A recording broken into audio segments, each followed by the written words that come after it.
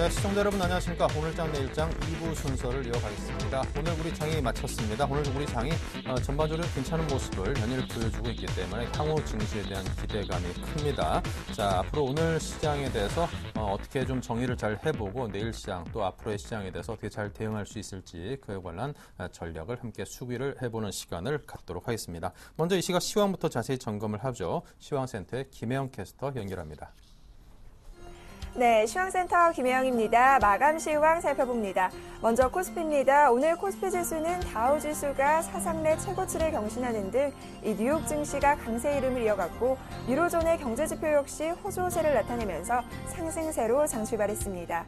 이 장 초반 2030선에서 상승 흐름 강하게 이어지던 코스피, 그러나 오후장 들어서면서 상승폭이 많이 둔화되는 모습이 이어졌는데요.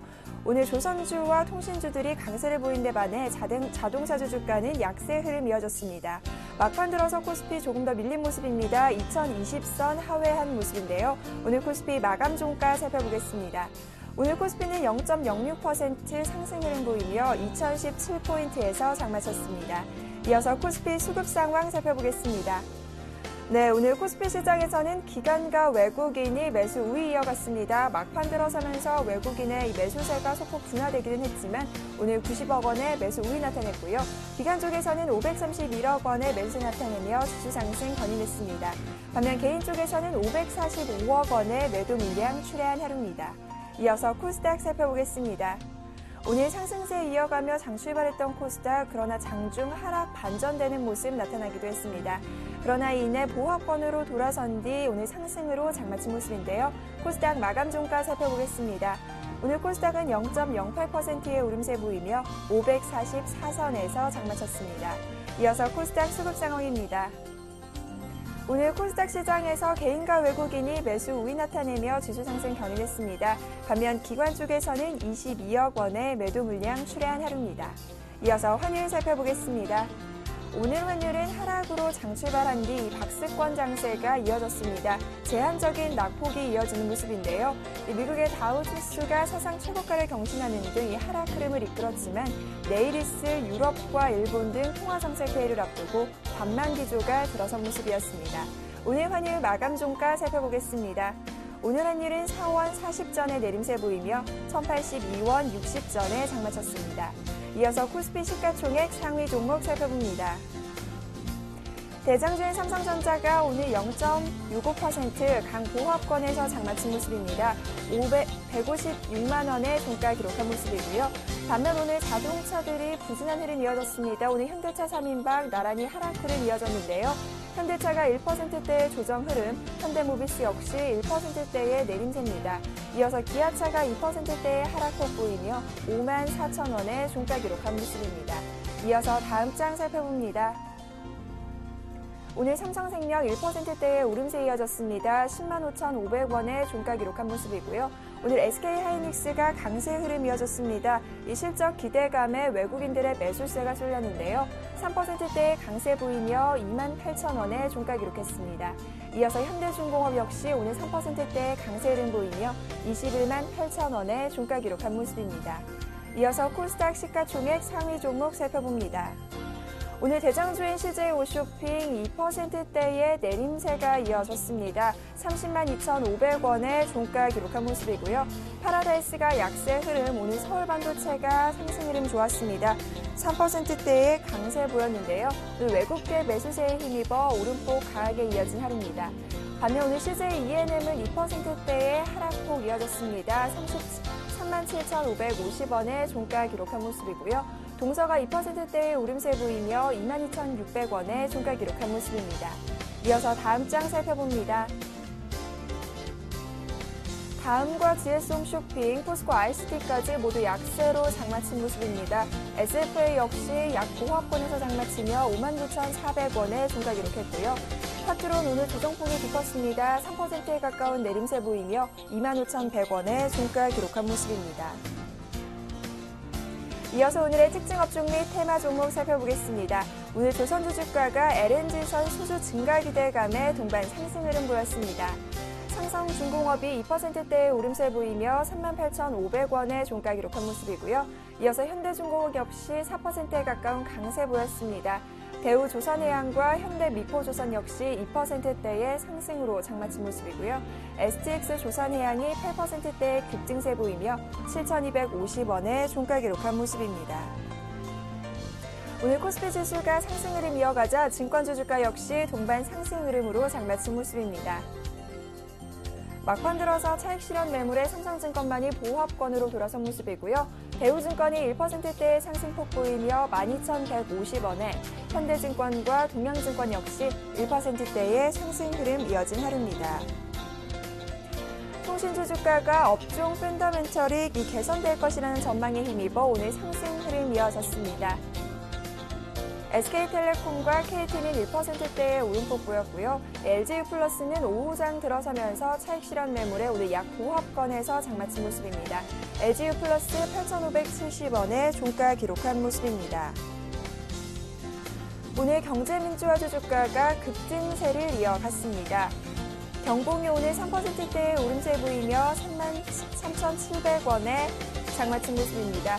이어서 이스타코가 6%대 강세, 정원 NCC 역시 9%대 급등세 보인 하루입니다. 북한이 지난 5일 돌연 60년간 지속해온 정전협상을 백지화하겠다고 일방적인 선언을 내놓으면서 오늘 방산주 주가 급등세 이어졌습니다. 한일단조가 7%대 급등세 보이며 3,105원의 종가 기록했고요. 흉이도 오늘 13%대의 급등세 이어졌습니다. 이어서 퍼스텍과 스펙보, 빅텍 모두 가격 제한폭까지 올라서며 장마친 모습입니다. 유라테크가 지난해 영업이익이 600%에 가깝게 증가했다는 소식에 오늘 상한가로 장마친 모습입니다. 주당 710원 올라 5,460원의 종가 기록한 모습입니다. 이어서 금호종금입니다. 오늘 매각 무산 소식에 가격 제한폭까지 밀렸는데요. 오늘 금호종금은 546원에 종가 기록한 모습입니다. 이어서 SDN 살펴봅니다. 오늘 SDN은 신주 인수권 부사채 발행 소식에 급등세 이어졌습니다. 막판 들어서면서 상승폭 더욱더 확대해 상한가 도달한 모습입니다. SDN은 오늘 1,700원에 종가 기록했습니다. 지금까지 시황센터 김혜영이었습니다.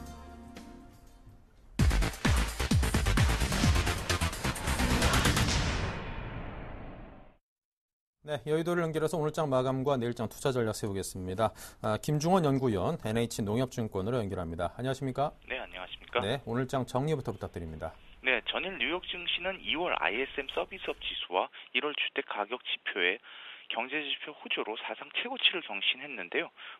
국내 증시도 기관과 외국인의 매수 속에 코스피 2020을 회복하며 마감했습니다. 업종별로는 의료 정밀, 통신, 종이 목재 업종이 상대적으로 높은 수익률을 기록했고 반면 운송장비, 운수창고, 음식료 업종이 상대적으로 저조한 수익률을 기록하며 마감했습니다. 네. 자, 오늘장 정리를 해봤고요. 계속해서 이제 글로벌 환율 전쟁 등 한국 증시에 불리했던 요인은 좀 완화되고 있는 양상입니다. 우려했던 미국의 시퀘스터 영향은 그다지 크지 않은 모습이고요. 이탈리아의 정치적 불안도 조금씩 해소되는 모습인데요. 자, 근데 이제 중시에서 두드러졌던 글로벌 소외 현상이 3월 들어서 약화됨에 따라서 경기 관련 민감주의 매수를 좀 고려해봐도 될 시점이 아닌가 이런 생각도 드는데요. 어떻습니까? 네, 그렇습니다. 환율 관련 우려가 최근 엔화 하락 속도도 둔화되고 그러다 보니까 이제 환율 관련 우려에 대해서 국내 증시의 피해가 컸었는데 사실 그런 부분이 완화되면서 최근 보면 글로벌 지수 대비 코스피가 그래도 상대적으로 견조한 모습을 보이고 있습니다. 사실 우려했던 것이 시캐스터 우려인데 뉴욕 증시 같은 경우에는 시캐스터 우려에 미비한 모습을 보이고 있는데 이런 것들은 아무래도 투자자들이 그동안 학습 효과를 통해서 정치권이 지금 논란이 부각되고 있지만 시캐스터 우려가 본격화되는 4월 이전에는 극적인 타협에 성공할 걸로 기대하는 점 그리고 시캐스터에 따른 올해 감축분이 한 850억 불로 전체 예산의 한 2.3%이기 때문에 영향이 크지 않을 걸로 보는 점 때문인데요. 뉴욕 증시가 이렇게 시캐스터 우려에도 경제지표 호조로 사상 최고치를 경신했고 국내 증시는 소폭이나마 2거래일 연속 상승을 기록했습니다. 아직까지 본격적으로 보긴 힘들지만 국내 주식을 이후로도 계속 외국인이 꾸준히 매수하고 있다는 점, 이런 점을 고려하면 3월 글로벌 증시 대비 코스피의 소외 현상은 완화될 수 있을 걸로 보입니다. 그렇다 보니까 이제는 그동안 지나치게 비중 확대된 방어주의 비중을 좀 축소하고 경기 민감주로 관심을 이동할 필요가 있을 걸로 보입니다. 이제 다만 이제 실적과 관련해서 경기 민감주 중에서는 IT 섹터의 실적 전망이 상대적으로 크게 견조하기 때문에 경기 민감주 중에선 우선적으로 좀 IT 섹터에 관심을 가질 필요가 있는데요. 최근 외국인과 기관의 그 수급 동향을 보면 외국인 같은 경우에는 IT 중에서 삼성전자나 SK 하이닉스 등 그 반도체 업종을 중심으로 매수하고 있는 반면 국내 투신 같은 경우는 LG전자, LG디스플레이 등 주로 하드웨어, 디스플레이 업종 중심으로 매수하고 있다는 점을 좀 참조해서 매수를 고려해 보시는 것도 바람직할 것 같습니다. 네, 자 이렇게 해서 내일장 전망에 대해서까지 들어봤습니다. NH농협증권의 김중원 연구위원이었습니다. 감사합니다. 감사합니다. 네, 오늘장 수급 분석하겠습니다. 한맥투자증권의 변원규 대리 연결합니다. 안녕하세요. 네, 잘 들리십니까? 네, 잘 들립니다. 자, 변원규 대리님. 네. 네네. 자, 오늘장 수급 특징과 또 업종별 특징 쭉 한번 정리해봐 주시죠. 네, 금융시장은 전일 해외 증시의 상승에 따라서 갭상승 출발 이후에 좀 조정을 받는 그런 모습이 지속이 됐습니다. 금일도 그 차트상으로는 5일선을 지금 지켜주면서 5일선에 대한 지지력을 다시 한번 확인하는 그런 모습이었습니다. 금일 업종별 등락을 보시면 그 전반적인 업종들이 소폭의 상승을 보이는 가운데 그 전기 전자 업종과 의료 업종에 대한 좀 상승세가 눈에 띄는 그런 상황이었고요. 특히 금일 같은 경우에는 지금 운수 장비 업종 그리고 운수 창고 업종 등 전반적인 그 자동차 업종들의 하락이 좀 두드러지는 그런 모습이었습니다. 금일 그 투자자별 주체를 보시면 지금 외국인들이 그 종가상으로 233억의 순매수를 기록하고 있고 그 기관들도 239억, 640억 가량의 지금 순매수를 기록하고 있는데 외국인 같은 경우에는 전일 그 미국장의 상승에 비하면은 상당히 적은 수량이 지금 유입이 됐다고 볼 수 있고요. 전일 미국장이 100포인트 이상 상승을 했기 때문에 적어도 금일 우리 시장에서는 그 현물 쪽에서 1,000억 이상의 매수가 들어왔어야 되는데 금일은 상당히 들어온 물량이 적었다고 볼 수 있습니다. 반면 기관 같은 경우에는 약간 시각이 엇갈리는 그런 모습이었는데요. 투신 같은 경우에는 약 300억 정도의 순매도가 출회되었고 그리고 연기금 같은 경우에 633억의 또 매수가 유입이 되었습니다. 이것은 투신권에서는 지금 현재 2,000선 이상에서의 펀드 환매 물량으로 인해서 지속적으로 물량 출회가 있는 것으로 판단이 되고요. 그 연계금 같은 경우에는 중기적으로 지금 2,000선 이하에서 매수가 유입되던 것이 최근에는 지수의 추가적인 상승을 보고 지속적으로 주식 편입 비중을 늘려가는 것을 알 수 있습니다. 반면에 금일 코스닥에서는 약간 의외의 모습이 연출이 되었는데요. 그동안 지속적으로 매수 움직임을 보여주고 있던 투신권에서 약 93억가량의 순매도가 출회가 되었습니다. 이것은 일부 기관에서 어느 정도 이제 이익 실현에 들어갔다고 볼 수 있지만, 지금 절대적인 금액상 지금 93억 정도밖에 안 되기 때문에, 코스닥에 대한 그 조정보다는, 약간의 숨고르기 이후에 다시 한번 상승할 수 있는 여력이 충분히 있다고 판단이 됩니다. 다행인 부분이 이제 외국인들이 70억가량 순매수가 있었고, 개인들이 40억가량이 매수하였지만, 코스닥은 아직까지도 견조한 모습이다. 이렇게 볼 수 있습니다. 금일 특이했던 상황이 선물 쪽에서 있었는데요. 금일 선물 종가상으로는 1,880계약가량 순매도가 지금 기록이 되고 있습니다. 하지만 장중에는 상당히 변동폭이 심했었는데요. 장중 약 300계약가량 순매도 포지션에서 지금 약 2,000계약가량의 순매도가 추가되는 등 지금 뚜렷한 방향성 없이 외국인들 같은 경우에 회전 매매가 지속되고 있다고 그렇게 판단이 되고 있습니다.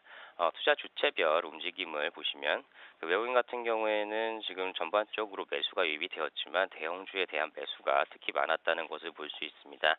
특히 삼성전자를 중심으로 한 전기 전자 업종에 대한 매수가 크게 눈에 띄는 상황이고요.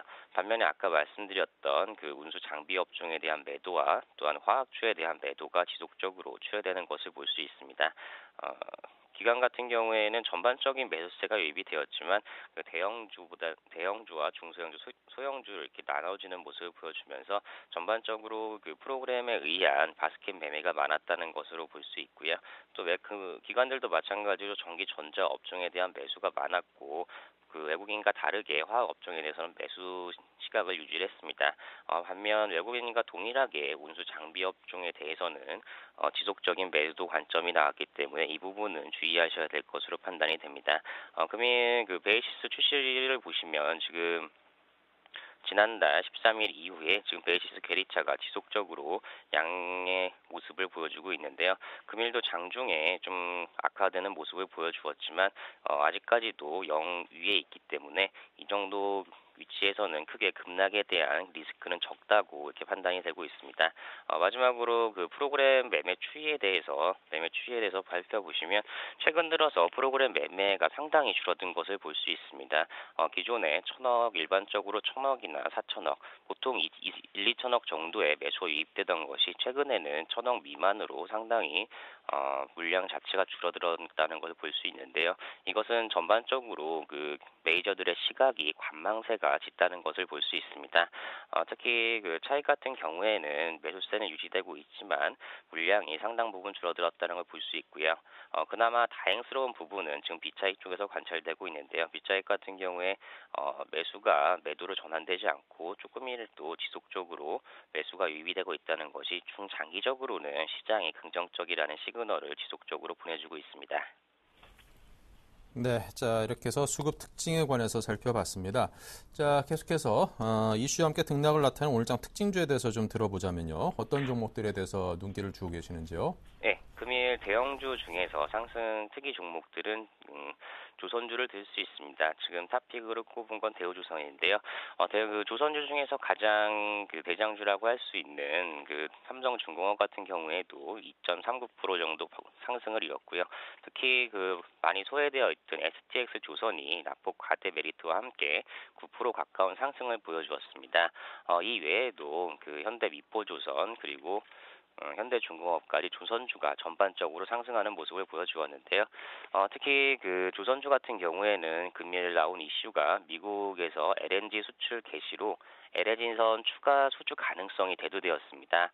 선박 뉴스에 따르면 3, 4월경 미국에서 2개에서 3개 정도의 프로젝트가 BFTA 제거국에 대한 LNG 수출 허가를 받을 전망이라고 밝혔습니다.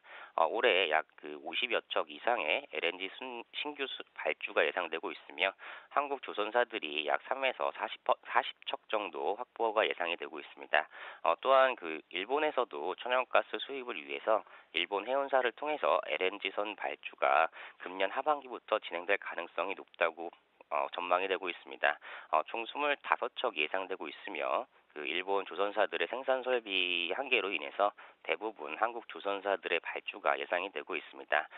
그동안 조선주의 발목을 잡아왔던 불확실성 요인들이 사라지고 있기 때문에 향후에 조선 그 주도에 대한 긍정적 시각이 유효할 것 같고요. 하지만 그 향후에 그 관건은 신규 발주의 걸림돌이 되었던 선박 금융시장의 회복 여부가 중요한 변수가 될 것으로 보입니다. 조선주 같은 경우에 특히 그 대우조선 해양이 상당히 그 고점 돌파 이후에 그 눌림목을 주는 긍정적인 모습을 보여주었고요. 가격 전략은 금일 그 38,000원에 끝났는데 31,000원 수준에서는 충분히 매수가 가능한 영역이라고 판단이 되고 있습니다. 다음으로 하락 특징주는 CJ 대한통운인데요. CJ 대한통운 장중 견고한 모습을 보이다가 장 막판 급락하는 모습을 보여주었습니다. 거의 종가가 저가로 끝나는 모습이었는데요. 그 실적 발표 이후에 이슈가 부재한 속에서 오버행에 따른 선제적 주식 처분이 있는 것으로 판단이 되고 있습니다. 2012년 4분기 실적 발표 이후에 향후 실적에 대한 관망 심리도 존재하였는데요. 3월 21일 그 오버행 여부는 가격에 따라 달라질 수 있지만 그 PBR 1배 이하의 가격에서는 충분히 소화 가능하다고 판단이 되고 있습니다. 하지만 그 상반기보다는 하반기 실적 개선에 무게를 둔 장기적 관점에서의 매수가 필요하고요. 특히 그 CJ 대한통운 최근의 수급을 보시면 그 지속적으로 말씀을 드리듯이 외국인과 기관에서 지금 동시에 매도가 출회되고 있기 때문에 이런 부분들이 그 수급상 반등보다는 추가 하락 가능성이 높다고 지금 판단이 됩니다. 마지막으로 말씀드릴 종목은 그 지금 방산주라고 하는 그 빅텍입니다. 빅텍 그 북한이 지난일 돌연 그 정전 협정을 전면 배치화하겠다고 일방적으로 선언을 하면서 방위 산업주가 강세를 보였습니다. 빅텍 그리고 스펙코 뭐 이런 종목들인데요. 북한이 그 지난달 그 3차 핵실험에 대한 국제사회 대북 제재와 한미 간 정기 군사 훈련에 대한 대응 조치를 하겠다는 의도로 풀이는 되고 있습니다.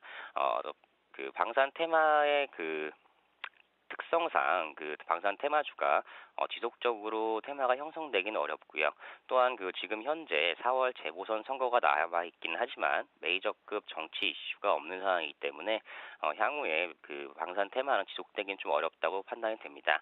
때문에 지금 가격에서 그 공격적인 매수보다는 단기 트레이딩 관점에서 매수하시는 게 좋다고 판단이 됩니다.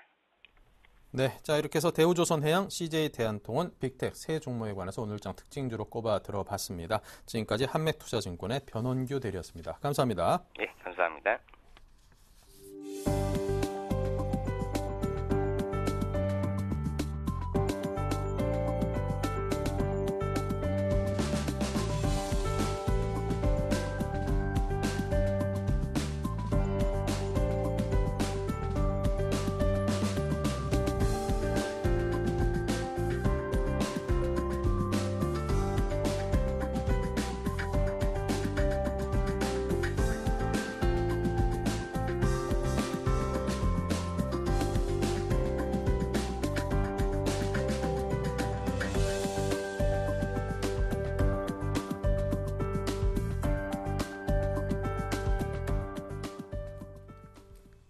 네, 계속해서 내일장 다이렉트 전략 시간입니다. 텐스닥의 김선윤 대표, 대신증권 상암 DMC점의 이호선 대리 두 분과 함께 진행하겠습니다. 어서 오십시오. 안녕하십니까. 네, 내일장에서 이길 수 있는 다이렉트 전략 어떤 것들인지 화면으로 만나겠습니다. 네, 주식을 살까? 종목 선정법은 산다면 뭘 살까인데요. 네, 이에 대해서 이호선 대리는 반등세가 지속될 것으로 예상하면서 중국 양회 수혜주와 실적 개선주를 들었습니다. 종목은 단화를 말했고요. 김선윤 대표는 모멘텀이 부족한 관망자세 유지를 말씀했습니다. 코스피보다는 코스닥의 실적주를 그리고 디지텍 시스템을 종목으로 손꼽았습니다. 네, 먼저 주식을 살까라는 질문에 대한 답변부터 듣겠습니다. 이호선 대리께서는 반등세가 앞으로도 지속될 것이다. 이런 긍정적인 전망을 냈습니다. 어떻습니까? 일단은 반등세가 나오긴 하지만 제한적인 반등세가 나올 거라는 말씀을 먼저 드려야 될 것 같습니다. 일단은 끝나지 않은 이제 여러 가지 이슈가 있는데요. 뭐 시캐스터 협상이라든지 그 다음에 연정 구성에 대해서 이태리 정부가 좀 어느 정도 난항을 겪고 있고, 그리고 최근에 중국 정부의 부동산 규제가 다시 한번 도마 위에 나오면서 어느 정도 시장을 많이 상승하는 것보다는 좀 제한적 상승으로 무게를 두고 있습니다. 그럼에도 불구하고 글로벌 경기 지표 호조라든지 그리고 미국 경기 정책 부여에 대한 여러 가지 기조, 그리고 중국발 훈풍 때문에 저는 크게 이제 중국이 그래도 지금 장보다는 상승할 거라는 예상이 들고 있는데요. 일단은 글로벌 경기지표 호재에 대해서 간단하게 말씀을 드리면은 미국 2월의 서비스업 지수는 거의 1년 내 최고치를 기록했습니다. 기존에 이제 55.2포인트에서 예상치는 55포인트 정도밖에 안 나왔었는데 실제로 나오는 상승치를 보았더니 56포인트까지 상승을 했고요. 이거는 1년 만에 거의 최고 지수라고 말씀을 드릴 수가 있겠습니다. 지금 미국 경기가 좀 살아나고 있다고 말씀을 드릴 수가 있겠고요. 유로존도 말씀을 드리면은 제조업 지수라든지 이제 구매관리업 지수가 이제 47.9포인트 정도를 기록했는데 전망치는 47.3포인트였습니다. 물론 전망치도 계속 나쁘진 않았지만 오히려 이제 좀 더 이제 전월보다 오히려 하락했긴 했지만 전반치보다는 높은 47.9포인트를 기록했다는 것은 아무래도 지금 유럽 경기라든지 미국 경기가 안 좋은 내용이 있음에도 불구하고 시장 전망은 조금씩 괜찮아지고 있다라고 말씀을 드릴 수가 있겠습니다.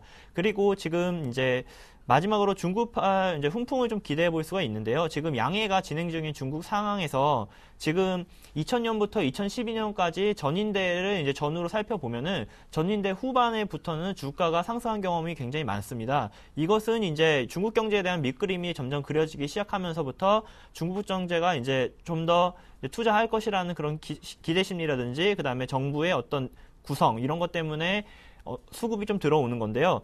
중국 정부가 이제 지난해 대비해서 4천억 위안 정도 늘어난 1조 2천억 위안 정도가 적자 재정으로 이제 편성 확정을 냈거든요. 이 말은 이제 강력하게 경기 부양을 조금 더 하겠다. 적자가 나더라도 이렇게 개혁 의지를 말씀드릴 수가 있기 때문에 중국발에 대한 이제 투자 훈풍이 좀 불 수가 있겠고요. 그리고 최근에 국내 증시에서 외국인이 조금 많이 들어오고 있는데 외국인 중에서 중국인 자금이 많이 들어온다는 걸 인식하시면 좋을 것 같습니다. 지난해 11월부터 올해 1월까지 한 2달에서 3달 동안 거의 1조 8천억 정도에 달하는 중국인 이제 자금이 들어왔는데요. 이유는 지금 중국 내에서도 중진국의 함정을 좀 피하고 선진국화되는 금융시장을 도입하자라는 얘기로 이제 유동성을 밖으로 오히려 꺼내는 그런 전략을 내세움으로써 우리나라까지 주식에 영향을 미치고 있거든요. 이것은 어떻게 보면 시장이 안 좋은 뉴스가 계속 공존하고 있긴 하지만 좋은 뉴스도 있다는 것을 말씀드릴 수가 있겠고 지금 장도 제가 지난주에 왔을 때는 크게 변동이 없을 거라고 말씀드렸는데 이번에도 크게 변동은 없대. 그래도 다만 지금보다 지수가 빠지지 않고 우상향할 가능성이 좀 더 높다고 말씀드리고 싶습니다. 네, 자 계속해서 김소연 대표 의견입니다.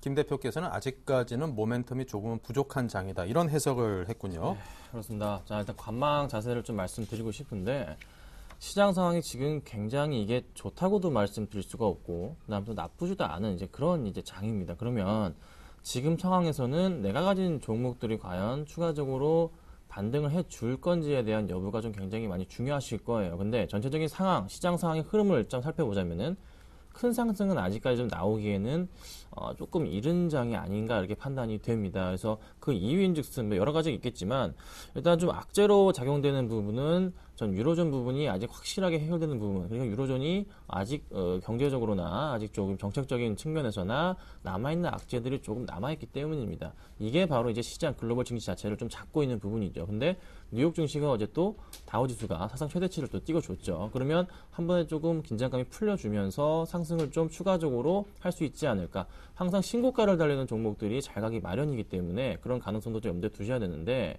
제가 보는 건 좀 특히 헤지펀드를 운영하시는 많은 전문가들 얘기는 지금 현 상황은 야구로 치자면은 한 7회 말 정도라고 얘기를 합니다. 어느 정도 많이 올라줬고 추가 상승이 있더라도 조금은 제한적이지 않을까 이런 말들을 많이 하시는데 그만큼 시장 상황이 약간은 조금 위험 상황이 좀 내재되어 있기 때문입니다.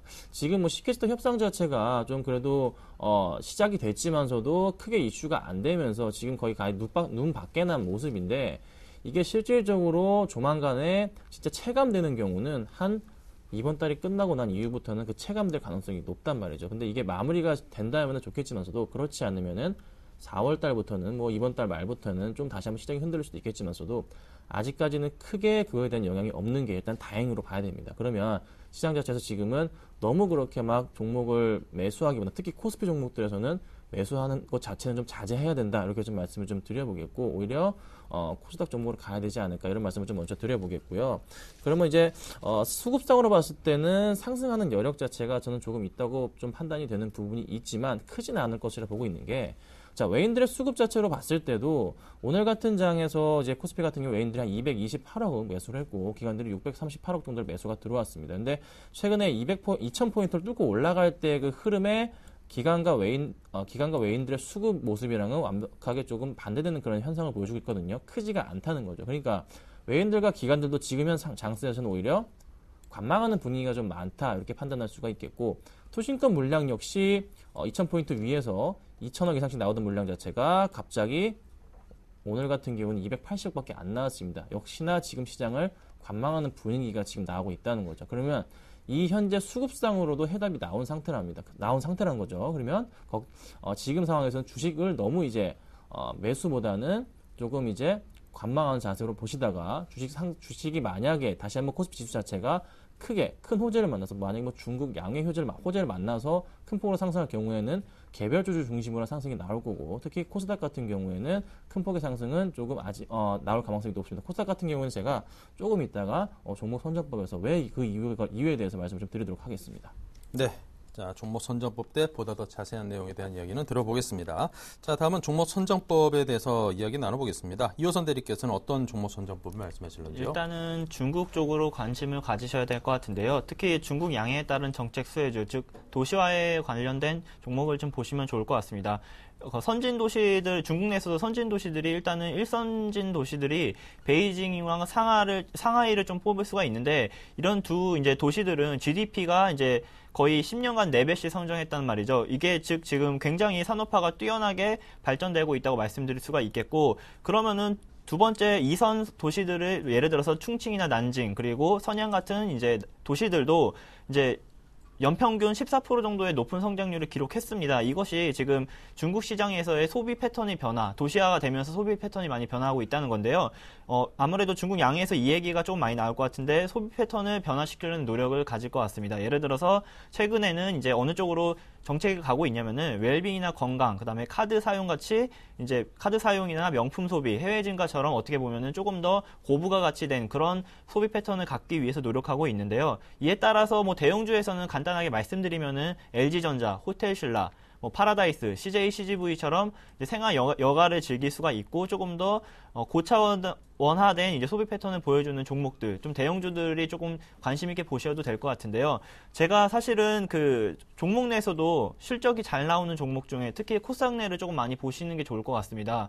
어떻게 보면은 코스닥이 최근에 굉장히 분위기가 활발하고 있는데요. 외국인도 꾸준히 매수가 지금 나오고 있는 현실이지만, 어떻게 보면은 약간의 지금은 이제 과열 상태가 나오는 것 같습니다. 왜 그러냐면은 지금 최근에 거래대금 회전율을 코스닥 보시면은 평균치보다 한 5배에서 6배가 증가했거든요. 이것은 어느 정도 이제 많이 좀 올라왔다, 좀 과열해서 매도가 나올 수 있는 시점이라고 말씀드릴 수가 있겠고요. 이럴 때는 이제 그동안에 종목이 많이 올라왔던 종목들을 보시면은 지난주, 지지난주, 뭐 3주 전부터 계속 말씀드렸던 갤럭시4라든지 갤럭시탭 수혜주, 그리고 신정부 모멘텀에 대한 종목들은 이제는 잠깐 접어두시는 게 좋지 않나 생각이 들고, 실적에 관련된 종목들을 좀 보시면 좋을 것 같습니다. 특히 중국과 관련된 실적이 좀 개선되는 종목들은 조금 더 자세히 보시면은 지금 장에서는 장이 좀 빠지더라도 안정적인 수익이 날 수 있을 것 같은데요. 제가 매주 이제 종목을 추천해 드리는데 오늘은 포트폴리오에서 비중을 조금 바꿔보았습니다. 지난주만 하더라도 하이비전이라든지 뭐 이런 종목을 꼈었는데, 하이비전 시스템 같은 경우에는 이미 10%, 15% 이상의 수익이 났기 때문에 이제 수익 실현하시는 걸로 목표를 잡으시면 될 것 같고요. 오늘의 종목은 제가 일단은 지금 포트폴리오 갖고 있는 종목을 간단하게 말씀을 드리면은 지난주에도 동일하게 DID를 계속 추천해 드리고 있습니다. 이것은 아직도 중국 법인에 대한 LCD 모듈 생성이 계속 이제 시작이 되기 때문에 판매처 다변화도 예상이 되고 강력한 모멘텀이 나올 것 같고요. 오늘은 주가가 조금 많이 올랐는데 그래도 아직까지 이제 그동안에 뭐 2, 3일 동안 빠진 거 있기 때문에 전혀 문제없이 갖고 가셔도 상관이 없을 것 같고요.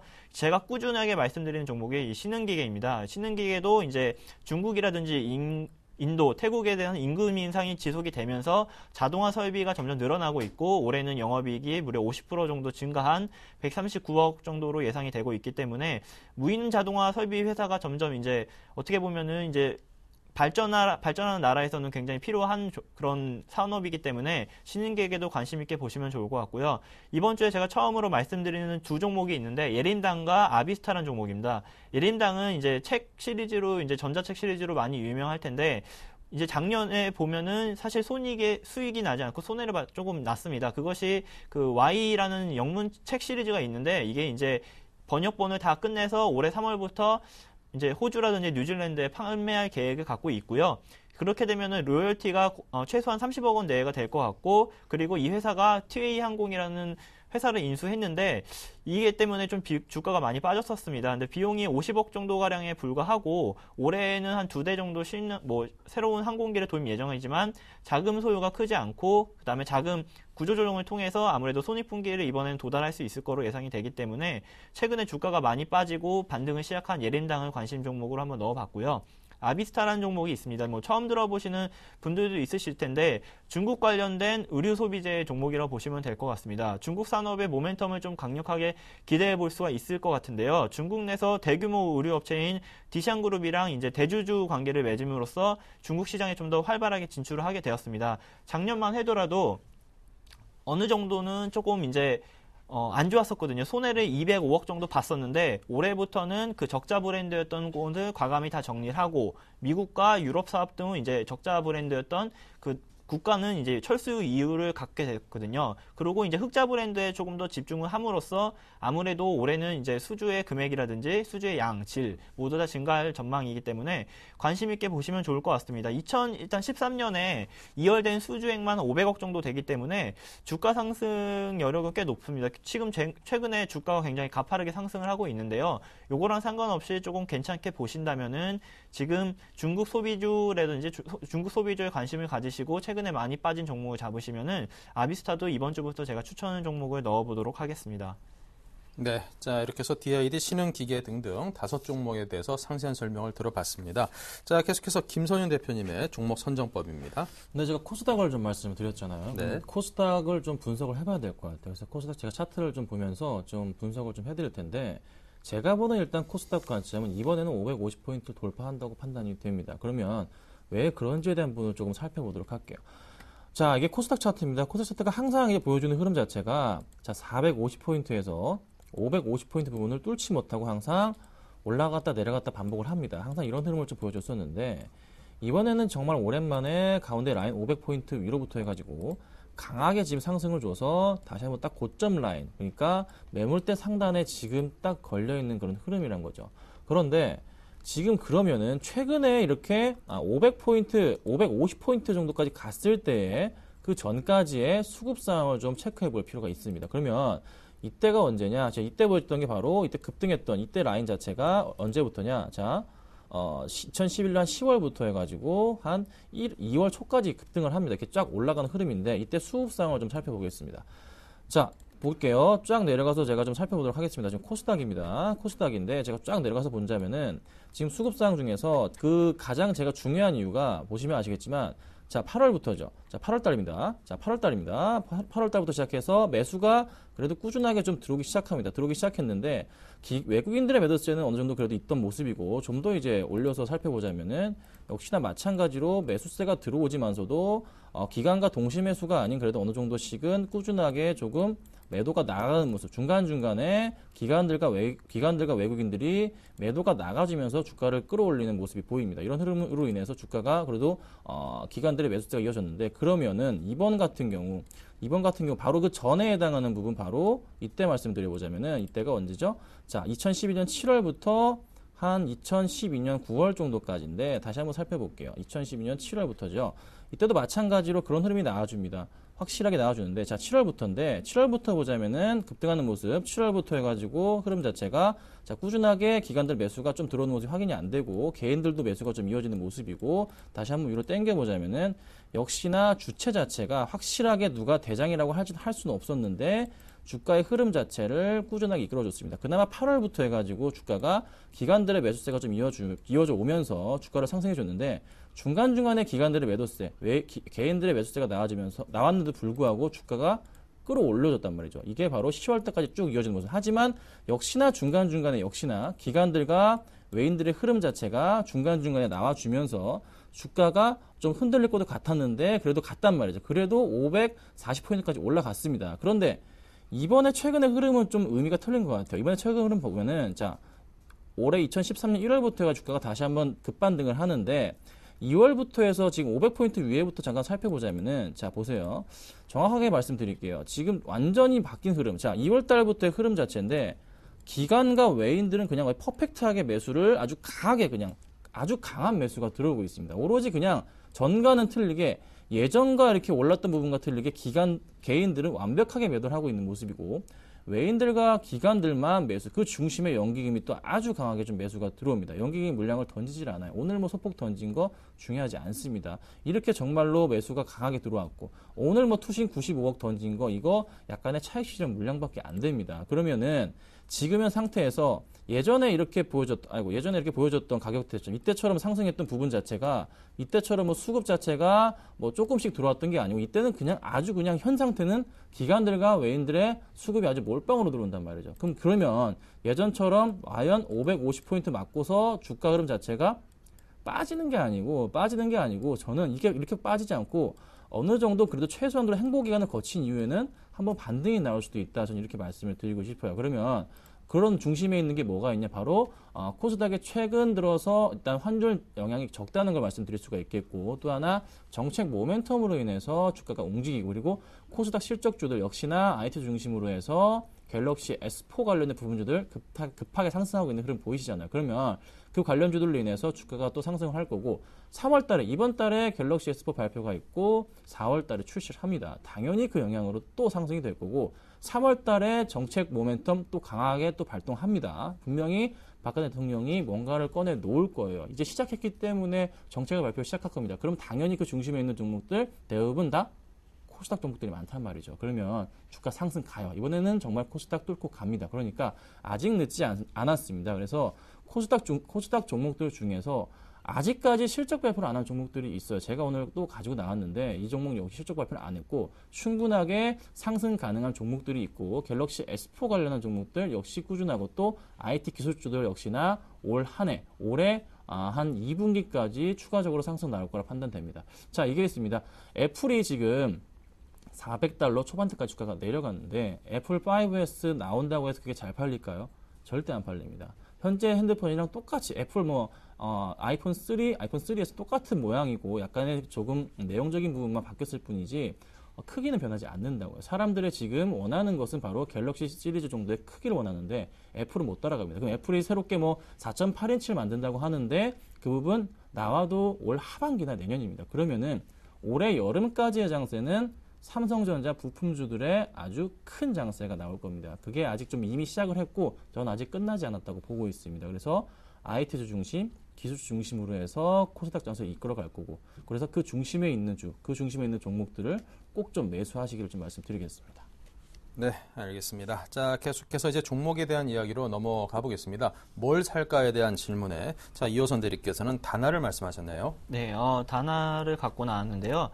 지금 턴어라운드 되는 시점에서 실적이 잘 나오는 종목들을 조금 말씀드리고 있습니다. 요새 이런 종목들이 좀 주가가 상대적으로 안 빠지고 좀 우상향하는 모습을 많이 갖추는데요. 다날이 이제 2012년에는 순손실이 49억이 있었습니다.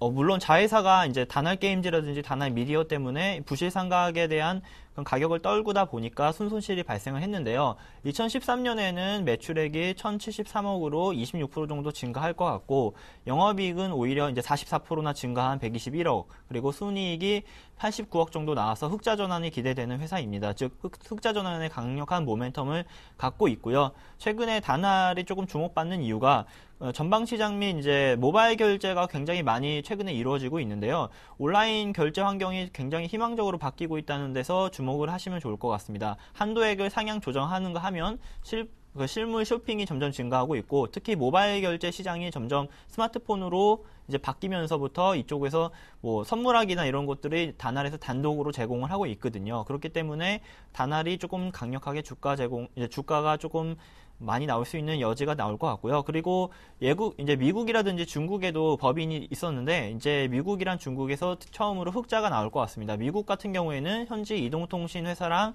이제 계약을 했고요.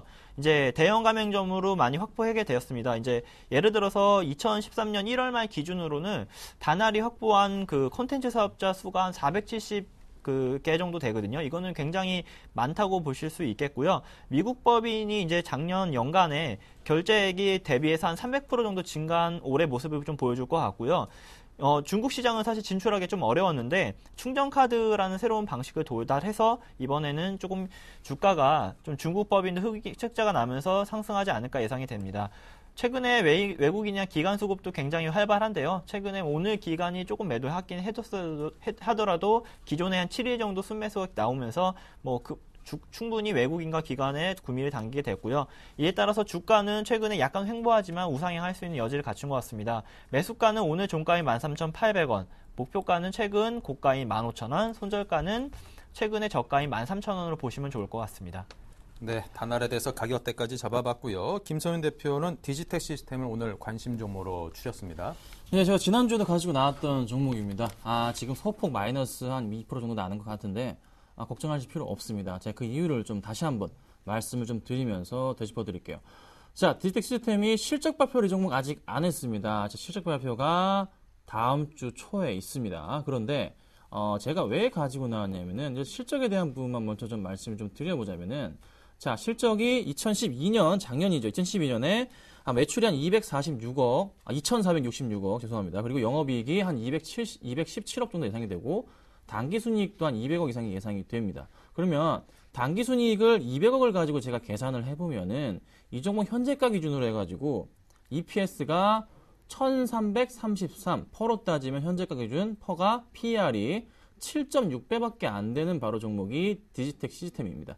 지금 현재 IT 관련주들 중에서 이 정도 퍼 7의 수준 종목 찾기 쉽지 않습니다. 근데 이렇게 실적인 종목, 다음 주 초에 실적 발표가 있는데 이 종목 과연 버티고 있을까요? 이 가격에서 버티고 있을까요? 그렇지 않습니다. 분명히 튀어 올라갑니다. 이 종목 최소한더러 퍼 9까지는 가게 돼 있습니다. 아무리 못 가도. 그러면은 현재가에서는 무조건 매수를 질러줘야 되는 상황이란 거죠. 그러니까 걱정하실 필요 없이 마이너스 2%, 3% 걱정하지 마시고 가져가시면 되고 추가로 매수하실 분들 내일 아침 당장 추매도 될 정도로 굉장히 지금 가격대가 매력적입니다. 자, 그러면 차트를 보면서 한번 말씀을 좀 드려볼게요.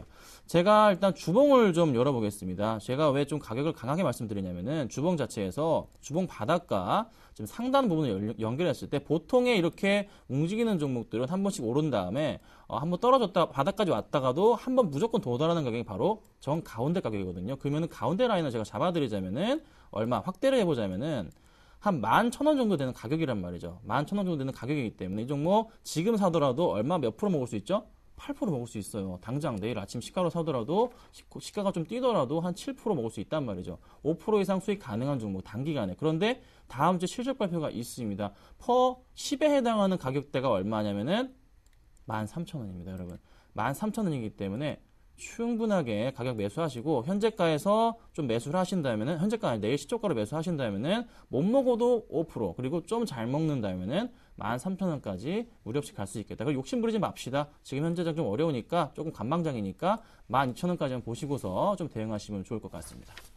네, 지난주 추천 종목 AS도 하겠습니다. 이호선 대리께서 추천했던 SM이 목표가에 도달해서 2주 연속 추천한 종목마다 지금 목표가에 도달을 했는데요. 축하드리고요. 간략하게 설명해 주십시오. 네, 감사합니다.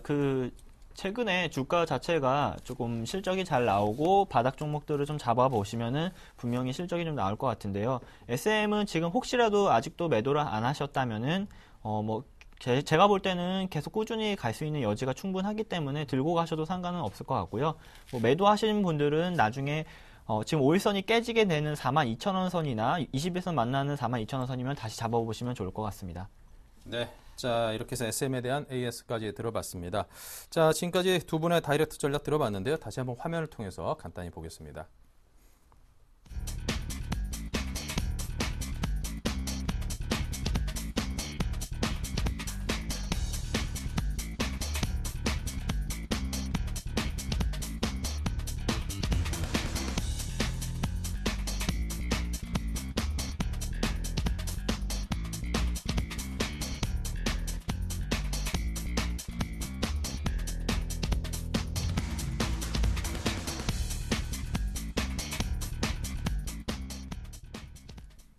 네, 화면을 간단히 정리하니까 굉장히 이해가 더 쉬우시죠? 예. 자, 지금까지 두 분과 함께 했습니다. 이호선, 김선윤 두 분 전문가였습니다. 감사합니다. 네, 오늘장 내일장 1, 2부 여기서 모두 마치고요. 내일 뵙겠습니다. 내일도 상승장이었다는 소식 전해드릴 기대합니다. 감사합니다.